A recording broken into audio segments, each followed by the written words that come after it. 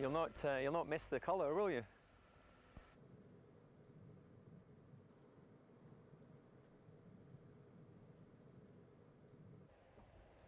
Restyled the front a little bit.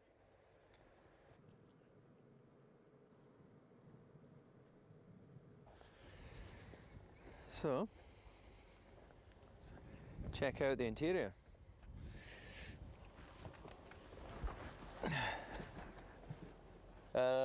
Right, let's give it a go. Let's go e-drive, high performance style.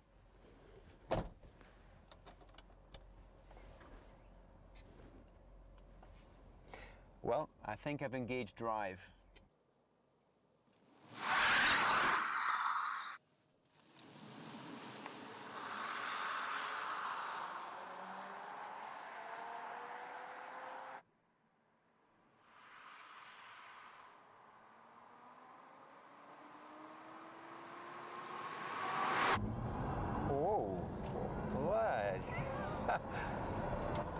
The acceleration is awesome. It's instant, but it's smooth. Now that is way, way more than I expected.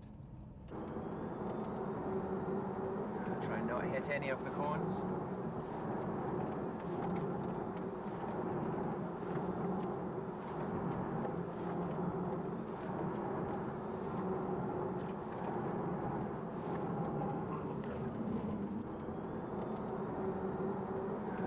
Hit any of the cones.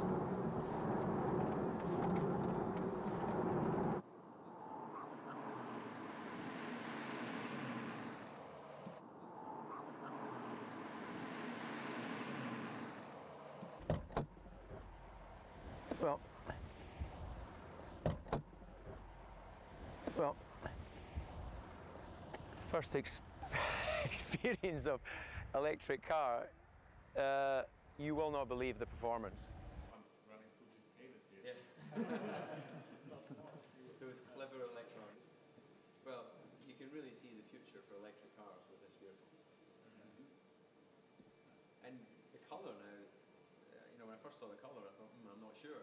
But with that performance, I love the colour. And did you miss some engine noise? You know, but there's a little purring. So this is the standard socket, yep, like the Smart EV and all the electric Daimler electric cars. Yeah. And you just take this one. Can I try? Yeah. So even, I've never done this before, I should be able to do this very easily. Yeah, easy. You put it in, that's it, it starts charging now. And with this standard charge, what would you expect battery between here and the camera?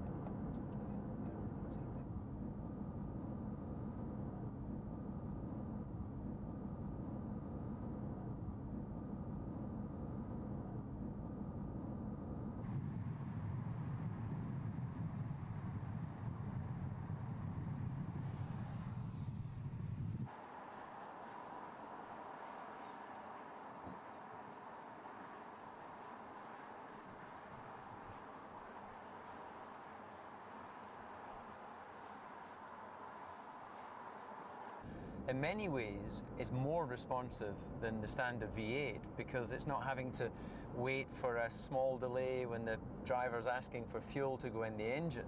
Obviously, the limitation is that it has a single gear, so eventually that ratio will run out of the ability to get to very top speed. But in terms of its 0 to 60 or 0 to 100 and whatever it is kilometers an hour, it's right there with the SLS, which would come over this really funky Norwegian bridge.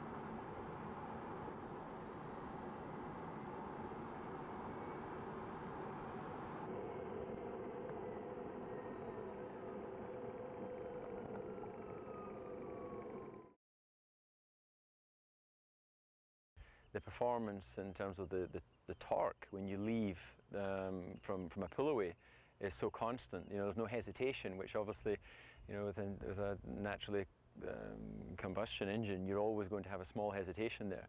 So I really came here with no expectation of what the performance could be like, and I've been blown away with the acceleration characteristics. With talking with the engineers, it makes complete sense that when you have each of the wheels independently driven, then you can set it up to make sure you get maximum traction from each of those corners.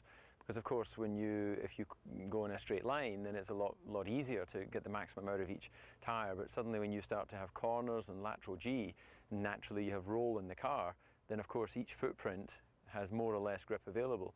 So to be able to control that is a very efficient way to use the battery power, and also a very efficient way to get the maximum out of your cornering. The centre of gravity, ultimately, once they develop the system better, then you'll be able to put all of the battery as low as possible. So the potential for having a better centre of gravity with an electric car is definitely there, because obviously in a normal combustion engine, you have a certain volume which has to sit above the axle line, otherwise it will become a tank.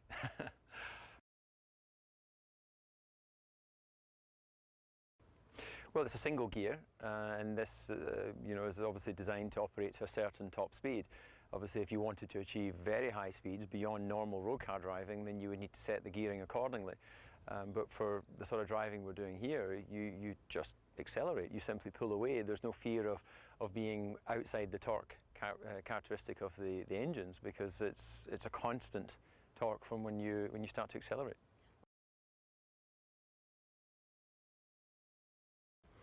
Well, you'd think it would be strange not having the background noise, but the reality is, I think that the driving experience comes from the seat of the pants. It comes from your body.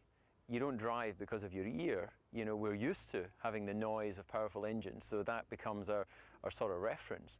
But in actual fact, you can maybe hear in the background, because the car is still powered up, it's humming away, and because you have to cool the system, you have to make sure you keep the batteries at a particular temperature.